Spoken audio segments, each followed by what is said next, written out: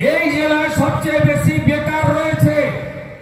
এই জেলাতে যদি পরিযায়ী শ্রমিকের হিসাব দেখেন 1 কোটির কাছাকাছি পরিযায়ী শ্রমিক, তার মধ্যে মুর্শিদাবাদ জেলারই 12-14 লক্ষ যুবক ছেলে, তারা কেউ বাড়িতে নেই। সে হিন্দু হতে পারেন, মুসলিম হতে পারেন, কেউ বাড়িতে থাকেন না। তাদের কারো স্ত্রী আছে, পুত্র কন্যা আছে এবং তাদের বৃদ্ধ বাবা মা আছে, আবার অবিবাহিত যুবকরাও রয়েছে। তারা আজকে পেটের টানে কোথায় গেছে? তারা আজকে বিজেপি শাসিত রাজ্যে আছে। আমার কাছে তালিকা আছে।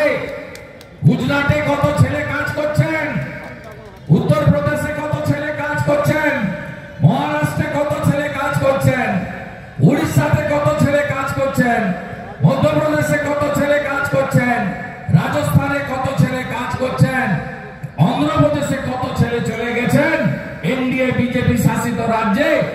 তালিকা আমি নির্বাচনের আগে প্রত্যেকটা বিধানসভায় দিয়ে দেব। কি তাদের নাম দিয়েছে পরিযায়ী শ্রমিক? কি পেয়েছেন আপনারা? আপনাদের হসপিটালগুলোতে ডাক্তার আছে?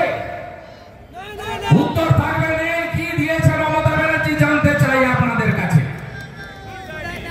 আপনারা প্রশ্ন করতেই পারেন, এই জেলায় ঘাস ফুলকে কেউ চিনত না, কিছু পকেটে পদ্ম ফুলকে চিনত, আর কিছু পকেটে কাস্তে হাতুড়ি তারাকে চিনত, আর বাকিটাকে হাত চিহ্ন চিনত।